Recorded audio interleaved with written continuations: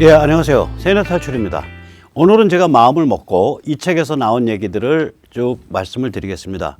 많이들 사주셔서 벌써 한 15,000권 정도 이제 나갔는데 목표는 50만 권입니다. 점점 책 내용이 좀 이제 비밀인데 조금씩 좋아질 겁니다. 그리고 이제 영어, 일어, 또 독일어, 중국어 다 번역본이 이제 아마존의 킨들북으로 걸도록 하겠습니다.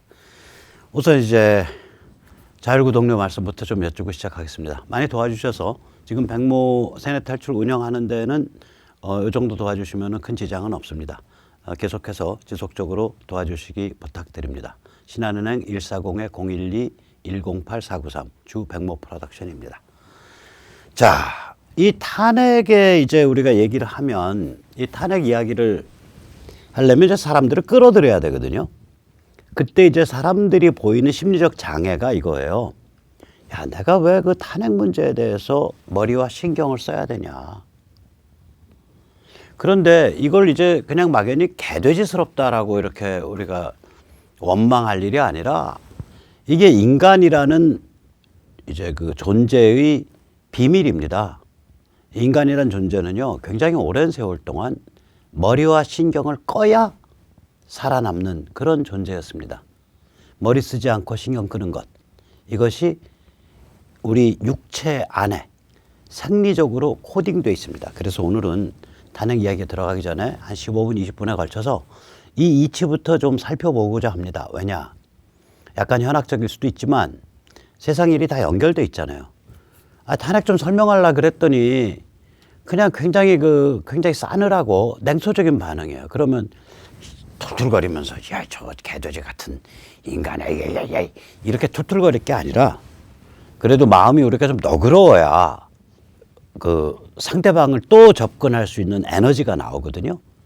근데 마음을 뭐 일부러 너그럽게 가질 필요가 없어요. 그 과학적 원리를 알면 저절로 너그러워지는 경우가 있습니다. 이 경우가 그렇습니다. 우리가 이제 인지오류, 인지부조화라는 얘기 하죠. Cognitive fallacy라 그러는데 이거의 근본 원인이 뭐냐면 머리 쓰지 않고 신경 끄는 게 유리한 거예요, 생존에. 머리 많이 쓰고 신경 많이 쓰면 생존 확률이 낮아집니다. 우리가 아무것도 안 하고 멍 때리고 있을 때에도요, 소모 에너지에 우리 몸 전체가 사용하는 칼로리의 20%가 뇌세포에 들어갑니다. 그러니까 이거 멍 때리지 않고 만약에 머리 쓰고 거기다 마음까지 졸이고 마음까지 쓰면 스트레스가 팍팍 올라가고 에너지 소모가 높아집니다. 제가 감히 말씀드립니다. 지난 3년 동안 탄핵에 대해서 가슴 졸이고 마음 아파하신 분들, 건강도 상하시고 불면증도 오셨겠지만 체중은 불지 않았을 확률이 굉장히 높아요. 에너지 소모가 굉장히 높다고요, 이게. 이 이유를 잠깐 이제 그 생리학적으로 잠깐 살펴보겠습니다. 인간 몸이 굉장히 희한한 구조예요. 이게 일단 이 머리통이 커져야 되잖아요. 사람은 머리가 무겁단 말이에요. 이게 1000cc 이상 되니까 뇌수 용적만. 그러니까 이거를 만약에 척추의 그 목뼈 윗부분, 그걸 경추 1번이라 그러는데 그거랑 해골뼈가 붙어 있으면요, 위에서 이렇게 해머친 것처럼 돼요. 그래서 이 수직 충격 때문에 척추가 녹아납니다. 그래서 얘가 떠 있어요. 그러니까 위에서 해머를 쳐도 척추에 이게 덜 가요, 충격이. 앞소바, 자동차의 앞소바가 그 역할 하잖아요. 자동차가 이렇게 위아래로 움직이는 거를 충격을 흡수해 주죠, 앞소바가. 똑같은 그런 비슷한 원리입니다. 두 번째는 이게 이제 뇌가 크다 보니까 여기에 이제 아까도 말씀드렸듯이 멍 때리고 있어도 20%나 이 칼로리가 소비되기 때문에 이게 머리가 과열된다고요. 이게 과열 방지 시스템이 되어 있어요. 라지에타 같습니다. 어떻게 되어 있냐? 핏줄이 해골과 피부 그 사이로 배선돼 있어요. 들락날락 하면서 해골 속으로 들락날락 해요. 그러니까 예를 들어서 뇌에서 돌고 나온 정맥이면 원래는 해골 속이죠. 그 정맥 핏줄이 해골 바깥으로 튀어나와서 핏줄 아래, 피부 아래로 지나가요. 또 뇌로 들어가는 동맥도요. 이제 그 핏줄이 해골 밖에서 해골 바깥을 그냥 해골 안으로 여기로 쭉 들어가는 게 아니라 해골 바깥으로 해서 해골 속으로 이렇게 들어가게 돼 있어요. 일부는. 과열 방지 시스템입니다. 그래서 우리가 머리는 차게 발은 뜨겁게라는 말이 있는데 이게 그래서 나오는 거예요. 그래서 이 무좀 당뇨 같은 게 이 머리 돌리는데 굉장히 불리한 병입니다. 예를 들면 무좀이 걸리면 발을 뜨겁게 못 하잖아요. 겹겹 양말을 못 신고. 그다음에 당뇨가 있으면 무좀이 무서워서 그러면 당뇨가 있으면 무좀이 안 낫고 나중에 발이 썩어 들어가니까 막 그 무좀이 무서워서 이제 발을 차게 하거나 이제 발을 뜨겁게 하는 걸 좀 피하게 되고 뭐 이런 현상들이 있죠.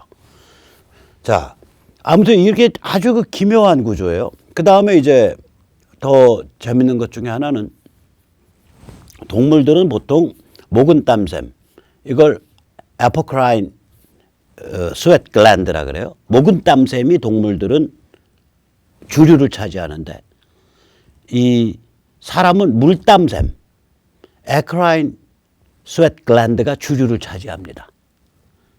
이게 무슨 얘기냐? 물땀샘에서는요, 이 그 털이 없는 곳에서 나는 땀은요 묽어요. 모근에서 나는 땀은요 약간 거품기가 있으면서 진해요. 그래서 이 머리 많이 쓰고 스트레스 많이 받으면 별거 하는데 머리에서 냄새가 나는 거예요. 혹은 겨드랑이에서 냄새가 난다든지 이 털이 있는 곳에서 냄새 많이 나는 게 그래요. 사람은요 털은 하나도 없잖아요. 손바닥에 땀 나잖아요. 발바닥 쪽 발가락 사이 털 없는데 거기서 땀 나잖아요. 이게 뭐냐면은 그 물땀샘이거든요. 전부 이건 털 없는 데서 이 땀 나는 거. 사람은 묽은 땀이 쭉쭉 흐르잖아요. 이게 왜 그러냐면 사람의 그 과열을 방지하게 돼 있는 거예요. 이게 몸이. 근데 이게 과열에 왜 민감하냐 사람이. 여러 가지 다른 이유도 있지만 뇌가 워낙 과열 덩어리라 몸에서도 과열을 잡아주게 돼 있어요. 이게 사람이. 그래서 개발에 땀 나도록 뛴다. 이게 맞는 말이라고요. 개발에 땀이 웬만하면 안 나요. 개발은. 걔는 물땀샘이 거의 없다시피 하거든요. 이 물땀샘이 없는 짐승들은 거의 없거나 아주 작은 짐승들은 소금을 먹을 필요가 없는 거예요. 이게 그러니까 자기들이 섭취하는 다른 그 음식에 있는 소금기로 충분한 거예요. 사람이 소금을 꼭 먹어야 되는 이유는 물땀샘에서 이게 물을 엄청 흘리거든요. 이 묽은 땀을. 그래서 소금을 먹어야죠. 그러니까 사람은 온몸이 라지에타입니다. 이게 뇌를 하는 거랑 관계가 좀 있어요. 그래서 사람이 지상 최강의 마라토너가 된 겁니다. 이거를 사람이 훈련이 되면요. 이 장거리에 있어서 말보다 뛰어나는 경우가 있어요. 말이 의외로 장거리에서 사람보다 믿거나 말거나 별로 시원치가 않아요. 그래서 사람을 persistent running, 지구 장거리, 지구 달리기, 지구적 달리기. 지구력에 있어서 사람이 최고입니다. 동물 중에. 왜냐? 라지에이팅 시스템이 잘 돼 있어서. 그래서 이제 이게 이런 대충 구조가 만들어진 게 이게 한 200만 년으로 봐요. 그러니까 현생 인류가 등장하기 훨씬 이전으로 보는 거예요. 물론 인간의 정신 능력은 굉장히 신비해서 그건 극히 최근에 만들어졌고 이 대충 이런 신체적 구조가. 자, 그래서 이걸 다시 한번 이게 이제 저걸로 보죠. 그림으로 보면 이 왼쪽 보면 이게 이제 노인이 되면 저도 이제 노인이 돼 가는데 그럼 이제 피부가 탄력을 입고 쪼그라드니까 아까 말씀드린 이 해골박 피부 안에 있는 저 동맥이나 정맥이 드러난다고요. 지금 저 왼쪽 그림에 노란 땀섬 대해서 이게 이마 위 이쪽 관자놀이 위로 이렇게 그 핏줄 드러나 있는데 저거는 동맥입니다. 그러니까 우리가 생각하기엔 동맥 끊기면 위험하잖아요. 그러니까 당연히 동맥은 뼈 속에 숨어 있어야 될 것 같은데 과열을 막으려고 저렇게 뼈 밖으로 드러난 경우들이 있어요. 정맥은 더 많이 드러나 있고요. 그래서 그때 누구야? 그 어떤 나쁜 자가 그 박근혜 대통령 여기 긁라 그럴 때 이 경동맥 여기 그러면은 이 동맥이 이 피부랑 그렇게 멀리 안 떨어져서 가요. 이게 식혀서 들어가야 되기 때문에 여기 이거 죽이려고 근 거예요. 죽이려고 실제로.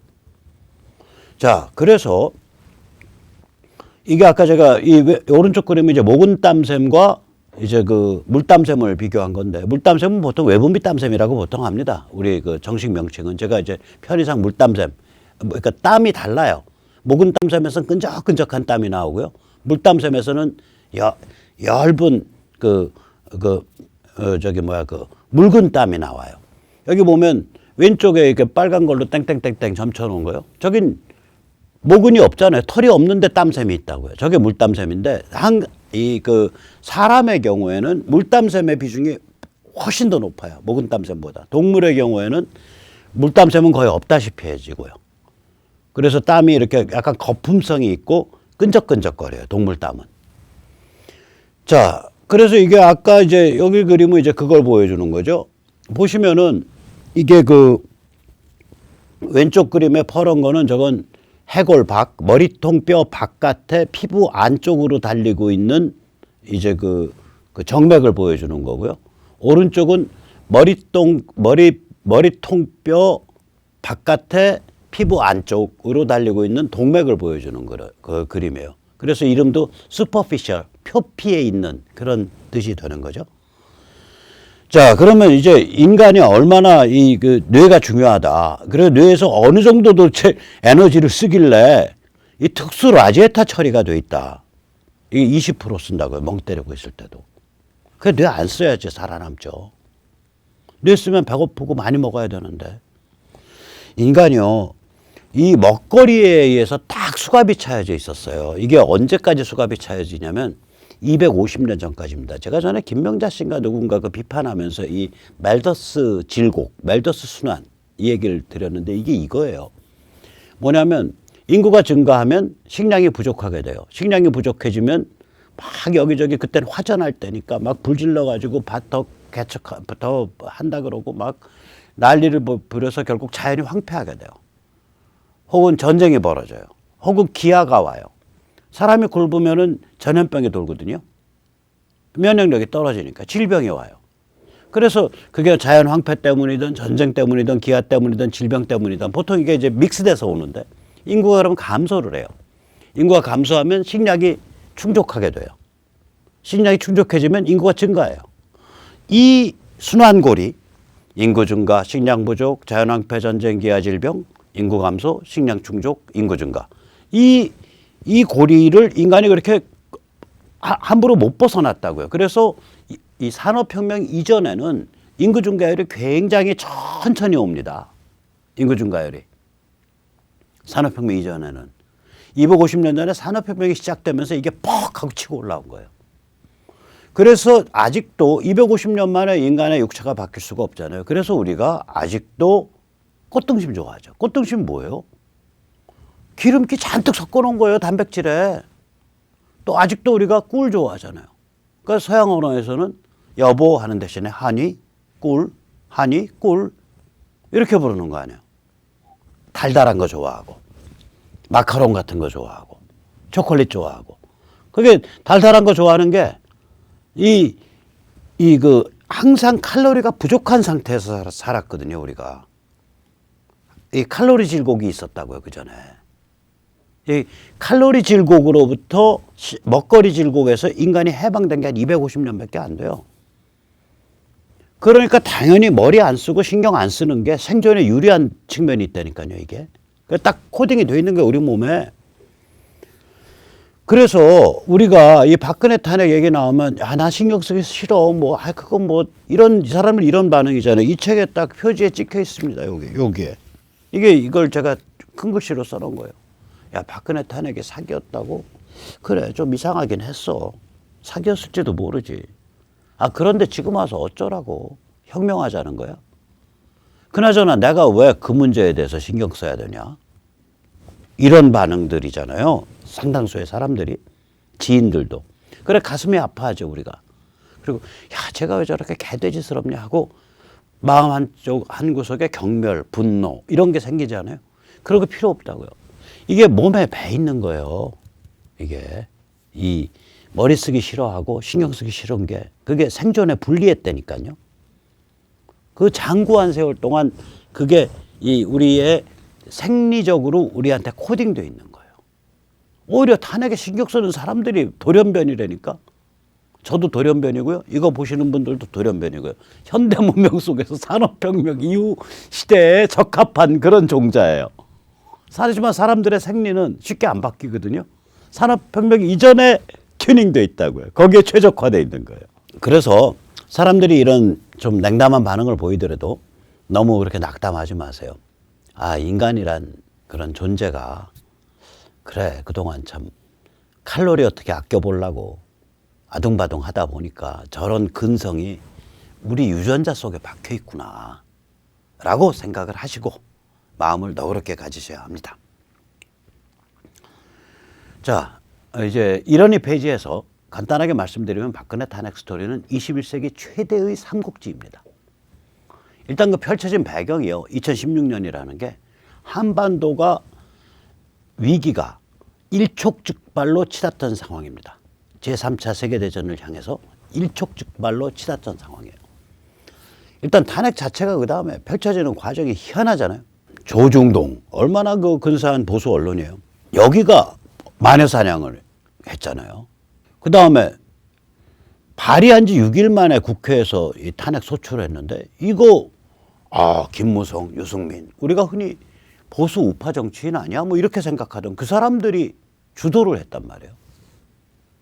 그래가지고 떡국 헌재에 들어가니까 무지막지한 속도로 밀어붙였어요. 닥치고 탄핵. 그 고매하신 헌법재판관님들께서 그래서 탄핵이 덜컥 나고 나니까 사후적으로 이걸 정당화시켜야 될 거 아니에요? 그러니까 검판사들이 달라붙어가지고 되도 않는 제목 씌워서 징역 32년 벌금 227억 원 인민재판을 해버렸다고요. 양상 자체가 희한한 거예요. 하나하나 들여다보면 이 사람들 보수 상류층이라고요. 헌법재판관님? 웬만하면 다 보수 상류층이죠. 검판사? 사회적 소셜 스테이터스로 보면 분명히 보수 상류층이죠. 근데 이 자들이 그냥 눈사태 나듯이 우르르 가버린 거예요. 희한한 양상입니다. 그 다음에 이제 여기 이제 다시 말씀드리지만 북한 지령이 있었어요. 4월부터. 그리고 탄핵 이후에 문재인 586이 집권함으로써 제일 많이 득을 본 건 누구냐? 중국이죠. 그 중국도 의무량으로 관계됐을 거다. 이렇게 생각을 합니다. 그래서 그 다음에 이제 마지막 질문이 드는 거예요. 야, 그 위기중중한 상황에서 이런 희한한 일이 벌어졌는데 미 국무부는 뭐 했어? 여기 나와 있는 주한 미 대사관 애들은 뭐 한 거야? 이 질문 당연히 던질 수 있죠. 근데 또 뒤져보니까 미국 본토에서도 좀 희한한 일이 벌어졌거든. 여기 서울에 있는 미 국무부 대사관 직원들 말고 미 본토에서도 희한한 일 벌어졌어요. 이따 말씀드릴게요. 그러니까 이제 야, 그럼 미국 본토에 미국 지도층은 뭐 한 거야? 이 질문할 수밖에 없다고요. 그리고 마지막으로 더 웃기는 건 뭐냐면 반기문이 2017년 1월에 물러났단 말이에요. 주저앉았단 말이에요.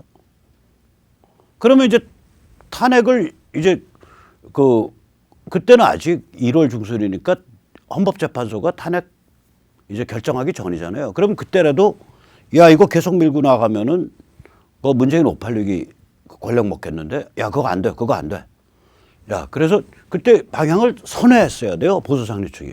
선회 안 하고 그냥 탄핵 고고싱 달려버렸잖아요. 이게 희한한 일이 엮여 있다고 여기저기. 그래서 야, 이게 뭐지? 이거 완전히 21세기 최대의 삼국지고 미스테리가 많습니다. 그래서 우리가 탄핵 싫어하는 사람들한테 그러니까 생각하기 싫어하는 사람들한테 우리가 얘기할 건 뭐냐면 야, 이거 파보면 대한민국이 어떤 나라고 한미동맹은 어떻게 성격을 우리가 규정해야 되고 이런 게 많아. 너 살아가는 거에 직결돼 있는 문제야. 너 이거 신경 좀 써야 될 걸. 너 삼국지 왜 읽냐? 너 삼국지의 유비, 뭐 조조, 관훈장, 장비 이게 너랑 저기 무슨 저기 저기 뭐야 저기 무슨 아는 사람이어서 너 그거 읽어? 너랑 아무 관계없는 스토리잖아. 근데 스토리 자체가 재밌고 읽다 보면 세상 이치가 보이잖아. 저는 세상 이치 별로 삼국지에서 못 봐요. 그래서 삼국지 싫어하는데 삼국지 보면서 세상 이치 보는 사람들도 많잖아요. 아무튼 그래서 너 삼국지 읽는 거 아니야? 그러니까 너 한번 이 탄핵도 한번 그런 삼국지 읽듯이 한번 들여다 봐봐. 그게 너 인생에 도움이 될 거야. 너 인생에 도움 될 거야. 박근혜 대통령이 억울해서 나라가 망할 것 같아서 애국하는 심정으로 탄핵을 들여다봐. 이렇게 말할 필요가 없다고요. 네 인생에 도움되라고 들여다봐. 임마 세상 이치 거기 그 탄핵 희한한 사건인데 거기 한국이 정치를 규정하는 그 비밀스러운 힘, 그다음에 그 갖가지 음모, 계산속 이런 게 그 안에 다 있어. 너 인생에 도움돼. 우리가 그 말을 할 수 있어야 돼요. 이게 이제 어떻게 나타나냐. 자, 이 책을 가지고 예비후보한테 찾아갔어요. 저는 심지어 민주당 예비후보한테도 찾아가고 싶어요. 찾아가서 내놓고 탄핵 뭐 지금 와서 뭐 더 짚어야 된다고 생각 안 하시죠? 아니, 저희는 뭐 그런 거 생각 전혀 없습니다. 촛불혁명 잘했다고 생각하시죠? 아, 그럼요. 저희는 촛불혁명의 계승자죠. 근데 다 좋은데요. 저희 같은 사람들은 이런 생각을 좀 하고 있어요. 한번 읽어보세요. 그냥 보시면 세상 이치가 좀 보이실 겁니다. 참조할 거리가 조금이라도 있을 겁니다. 선생님이 박사 모여서, 선생님이 박근혜 지지자여서, 선생님이 박근혜를 안타깝게 생각해서 읽는 책이 아닙니다. 우리 사는 세상이 어떤 원리로 돌아가고 있는지 비교적 잘 보여주는 측면이 있으니까 길지 않으니까 잠깐 읽어보세요. 공짜로 드리겠습니다. 이거죠. 상대방은 제가 민주당 예비후보라 그래봐요. 동네 사람이 와서 이런 고급진 책 딱 주면서 네 정치 생각 안 바꿔도 돼 임마. 네 인생을 위해서 세상이 어떻게 돌아가는지 좀 알고나 살아라 이 무식한 거사. 결국 그 말인데 그러고서 한 권 던지고 가면요. 심리적으로 얼마나 압박감을 느끼겠어요. 그거거든요. 심리전이에요. 이거는. 심리전입니다. 이것이야 이 책은 굉장히 파워풀한 심리전 무기입니다. 잘 사용하십시오. 우선 이 책의 이제 그 첫 챕터는 징역 32년이 껌값이냐. 이 대법원이요. 작년 말에 부족하다는데 2번에 걸쳐서 파기환송을 해요. 뇌물건하고 국정원 특활비건에 대해서. 이 뇌물건은 뇌물을 이걸 공직선거법도 추가해야 된다. 그냥 특가법만 적용해서 안 된다. 그러니까 직역 더 때려라 이거예요. 국정원 특활비는 거긴 뇌물로도 해석해야 돼 그거. 그리고 벌금도 더 먹어야 돼. 그래가지고 또 파기환송했어요. 그러니까 대법원 판결이 결국 의미가 뭐냐. 징역 32년 추징금 227억 원이 껌값이다. 이거 거기 좀 더해 이 소리예요. 뇌물 다 파고 나면요. 결국 정유라 말 3마리 남거든요. 아니 아시안 게임의 그 메달리스트고 아시아에서 뭐 그래도 한 뭐 10위권 안에들은 최강 승마 선수, 대한민국 최강 승마 선수에 대해서 삼성이 특별히 뭐 정유라 때문에 승마를 지원한 게 아니라 삼성은 그전부터 승마를 지원해 왔어요. 수십 년 동안. 말 3마리 태워준 게 그게 뇌물이냐 이거야. 그것도 묵시적 청탁. 아니 묵시적 청탁이라는 건 없어요. 묵시적 청탁이 없다고요. 그 트럼프 요번에 그 우크라이나 젤렌스키 대통령한테 압력 넣어서 그 저기 바이든 부자를 조사하도록 만들었다라고 지금 민주당에선 이제 하원에서 탄핵을 의결했는데 거기도 묵시적 청탁은 아니에요. 거기 이제 자기들 주장에 의하면 트럼프가 결국 바이든한테 명시적으로 압력을 넣었다예요. 근데 명시적으로 압력 넣는 흔적이 아무 데도 없어. 그래서 그거 성립을 안 한다고요. 그 다음에 이제 국정원 특활비죠. 이걸 이제 뇌물 횡령으로 해석을 한 건데 일단 특활비 쓴 규모가 역대 대통령 중 최소입니다. 이 박 대통령이 이제 2013, 2014, 2015, 2016 일부 그렇게 해서 약 3년 몇 개월을 썼는데 그때 총합이 35억밖에 안 돼요. 청와대 그 큰 살림하면서 국정원 특활비 갖다가 금일봉 쓰고 뭐 청와대 그 내부 용처 그거 다 영수증 처리돼 있죠. 금일봉은 안 돼 있겠지만 그게 35억밖에 안 되는 거예요. 금일봉도 돼 있을 거예요. 어떻게 돼 있냐? 보통 금일봉 나갈 때 제가 알기로 금일봉을 전달하는 사람이 내부에 사인을 하고 가져가요. 그러니까 전달자의 서명은 있을 거라고. 그걸 다 뇌물 횡령으로 해석을 한 거예요. 역대 대통령 중에 최소인데. 제가 저기 무슨 흑마법을 하는 사람 같으면 제가 저기 그 누구야 저 봉화마을 가서 노무현 대통령 불러일으키고 그 다음에 그 저기 국립묘지 가서 난 그 양반 참 깡도 좋아. 나 같으면 그 자리 무서워서 가운데 못 누워요. 김대중 씨, 선상님. 묘를 쓴 자리가 세상에 20세기 최고의 그 정치적 거물. 전 세계에서 넘버 5 꼽으면 두 분 다 들어가요. 우남이 승만 박정희. 5명 중에 둘 다 들어가는 사람이에요. 넘버 5. 20세기 내내.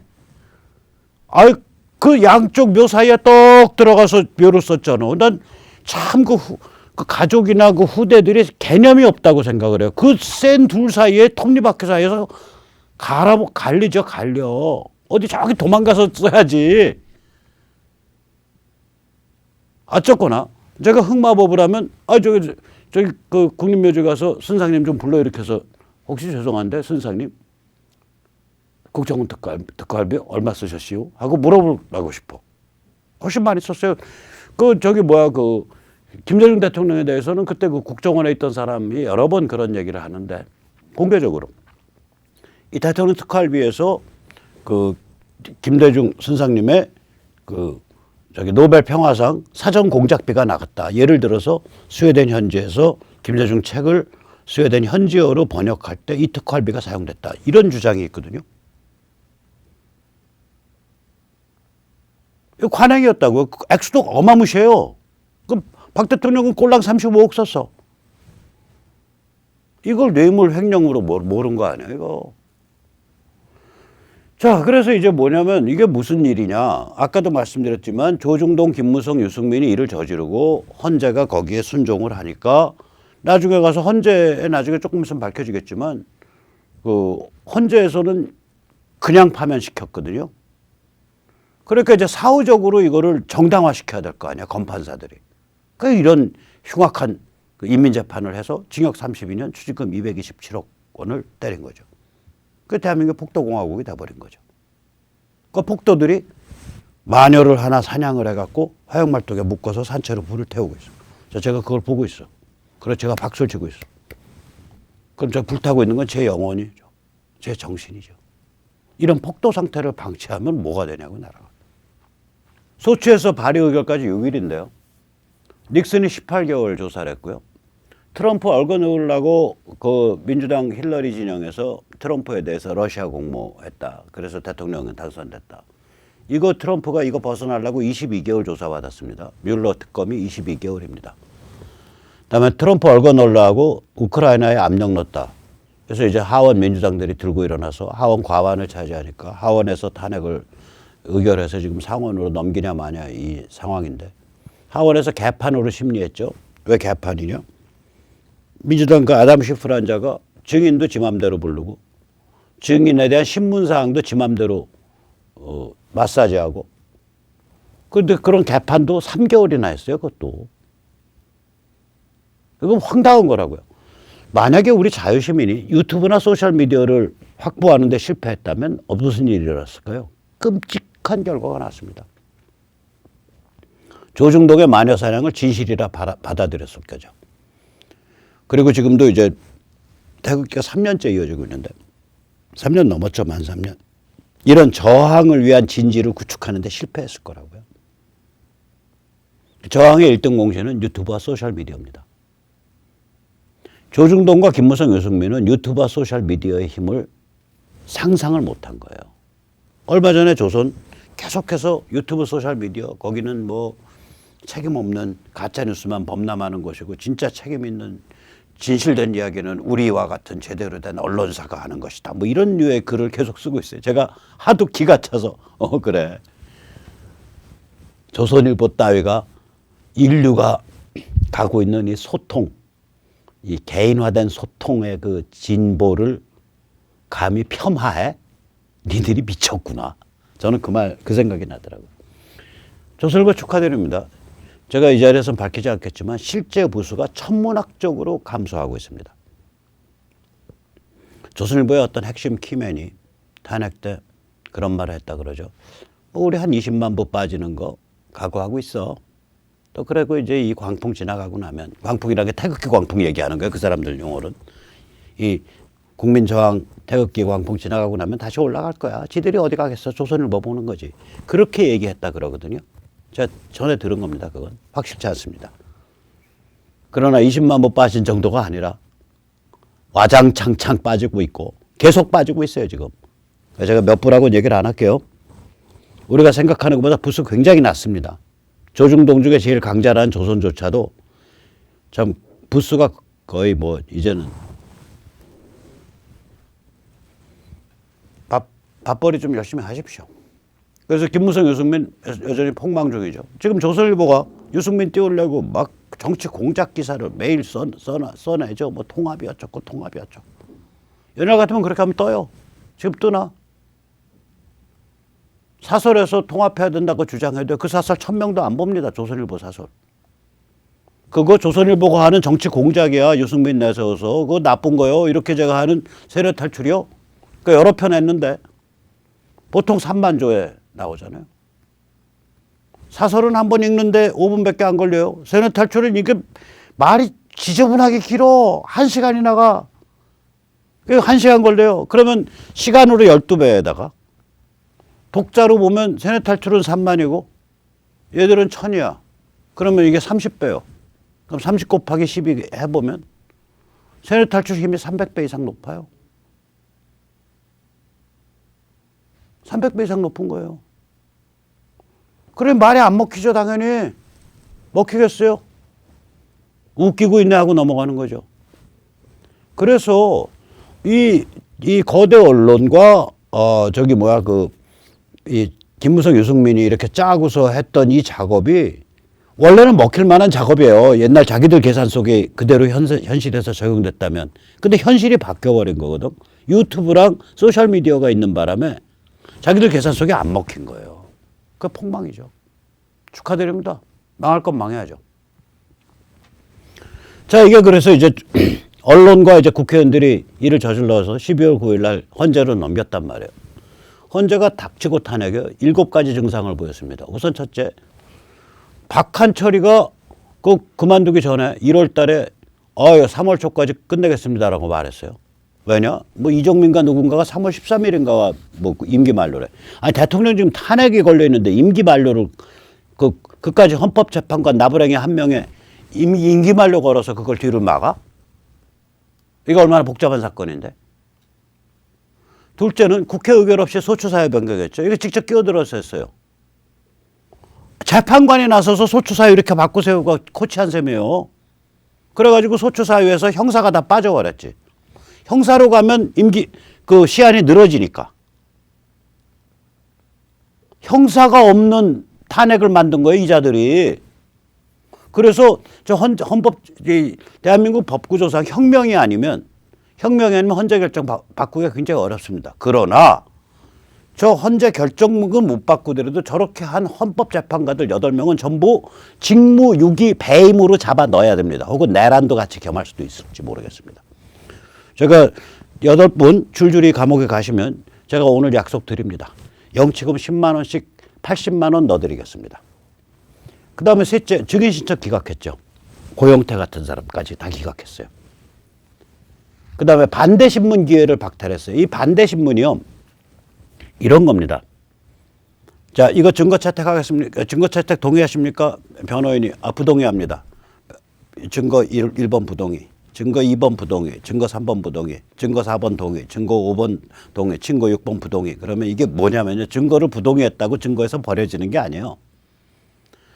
증거를 부동의하면 1, 2, 3, 6을 부동의했다. 그럼 1, 2, 3, 6에 대해서 변호인이 반대신문권을 갖는 거예요.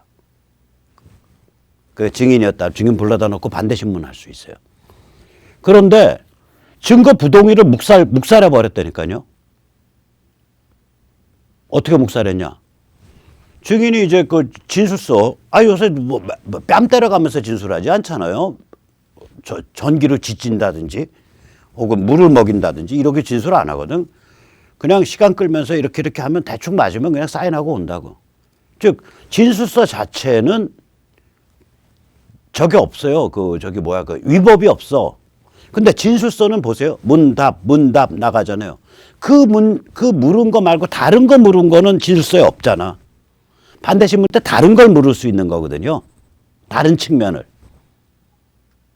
그게 이제 반대신문의 중요성이란 말이에요. 진술서가 강제적이지 않은 거면 그건 다 100% 부동의 없어. 그러고 넘어갔어요. 헌재가. 황당한 거라니까 저거. 5번째, 증인신문을 반대했다고요. 변호인 측이 증인신문 하려고 그러면 그걸 말을 끊어버렸어요. 헌재가. 증인신문 기회를 박탈했다고요. 6번째, 진행 속도를 윽박질렀어요. 아니 지금 우리 헌법재판관들도 밤새워서 그거 다 읽었는데 안 읽고 와서 뭐 하시는 겁니까? 넘어가. 7번째 증거 채택 기각했어요. 대표적인 그 타블렛 PC.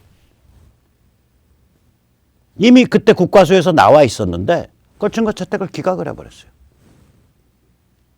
황당한 짓을 했다니까요, 헌재가.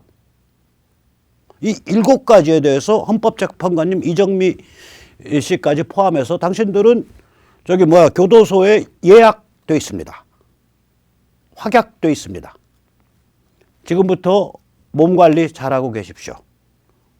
그래도 형 다 살고 나오셔서 집에서 손주, 손녀, 맏을, 며느리 보면서 운명하셔야 될 테니까 몸 관리 잘 하십시오. 아마 장기적으로 들어가게 되실 겁니다. 그래서 헌재 판결문 요지는 이겁니다. 저희 같은 평범한 용어로 하면 박근혜가 중대한 범죄를 저질렀는지는 모르겠다. 알고 싶지도 않다. 그래서 우리는 탄핵소추사위에서 미리 뇌물죄 등 형사 사안을 다 배제해 두었다. 박근혜에게 죄가 있든 없든 더 이상 대통령직을 수행할 형편이 아닌 것은 명백하다. 그러므로 박근혜를 파면한다. 뭐 이런 황당한 판결문이 다 있냐고요. 이게 헌재 판결문을 우리 보통 사람의 언어로 바꿨을 때 이겁니다. 자, 그래서 여기까지는 이제 보통 이제 그동안 이 탄핵에 대해서 마음 아파하시면서 연구하신 분들이 많이 정리를 한 내용들이에요. 여기까지는 저희는 이 책에서는 딱 3개 챕터, 1페이지, 2페이지, 3페이지, 4페이지, 5페이지, 6페이지, 7페이지, 8페이지, 9페이지, 9페이지에 걸쳐서 딱 이게 한 60페이지짜리 책인데 9페이지로 딱 정리를 해버렸어요. 이거 다 하고 나면 무슨 문제 남냐? 야, 미군 뭐 했냐? 이게 지금 편안한 상태가 아니라 한반도가 제3차 세계대전의 화약고가 돼가는 상황이고 박근혜 대통령이 제대로 처신한 것 같은데 너희는 도대체 뭐 한 거야? 이 의문이 나올 수밖에 없잖아요. 이 책은 그 의문을 다뤘어요. 2016년은 한반도 위기가 급상승했던 해입니다. 북의 핵미사일 실험을 무지하게 과격하게 했고 난수방송을 했고 탄핵을 선동했습니다.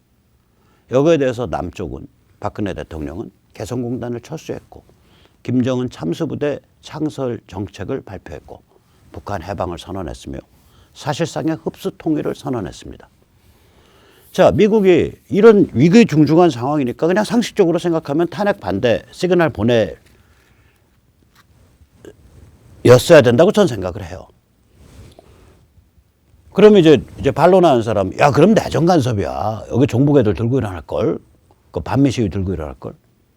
내정 간섭 인상을 피할 길은 많고 많았습니다.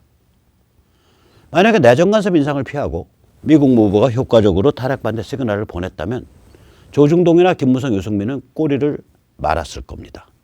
이 자들이 그런 시그널까지 왔을 때 이 일을 계속 저지를 정도의 깡다구 있는 자들이 아닙니다. 자, 그럼 왜 미국이 시그널을 안 보냈을까? 일단 미 국무부가 어떤 조직인지 좀 봐야 된다.